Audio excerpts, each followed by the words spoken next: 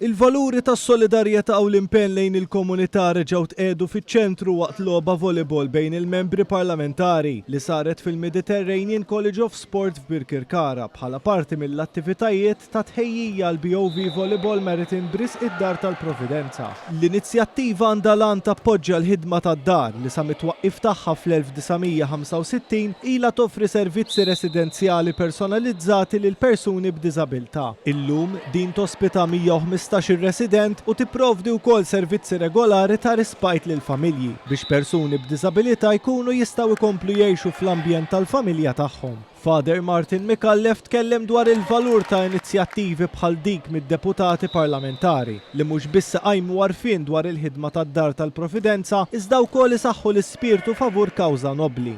Il-fondi li se jinġabru se jmorru biex id-Dar tal-Providenza tkun se tkompli bil-ħidma tagħha li toffri servizzi residenzjali tal-ogħla kwalità lil persuni b'diżabilità li għandhom bżonn dan is-servizz. Fl-aħħar edizzjoni, il-maratona stabilixxiet rekord b'ġabra ta' aktar minn 632,000 euro.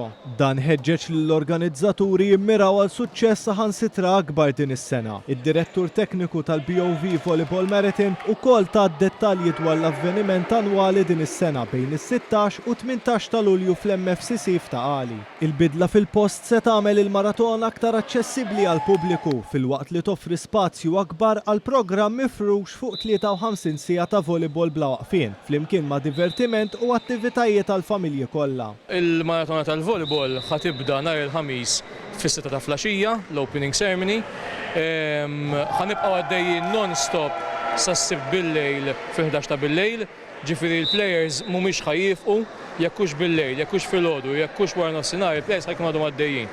Da kollu biex niġbdu l-flus li għandha bżonn id-Dar tal-Providenza biex tibqa' toopera u tagħti s-servizz tagħha b'xejn. Għall-logħba bejn id-deputati attendew fost oħrajn ir-rappreżentanti tal-Partit Laburista Romilda Zarb, Jana Borġ de Bono u John Grek li enfasizzaw l-importanza li l-pubbliku jagħti semu favur dawk l-aktar fil-bżonn. Dan huwa sabiħ li aħna flimkien ninaqdu biex niġu hawnhekk biex nagħtu s-support biex kemm jista' jkun inkomplu ninċentivaw aktar Maltin u Awċin biex huma wkoll jagħtu d-donazzjoni tagħhom issa. Issa l-ġimgħa d-dieħla nafu li ser ikollna ċans nassistu għal 3 ijiem tal-maratona tal-Kerigma u mbagħad wara minn hemmhekk ikollna ċans li jkomplu jinġabru aktar donazzjonijiet. Dubju importanti ħafna naqdu biex flimkien inkomplu ninkoraġġu s-solidarjetà u hawnhekk qegħdin maqudin flimkien grupp parlamentari tal-Partit Laburista u grupp parlamentari tal-Partit Nazzjonalista biex rabu ftit volleyball għalli nagħtu eżempju wkoll u inkomplu naħdmu flimkien għall-għan tad-Dar tal-Providenza.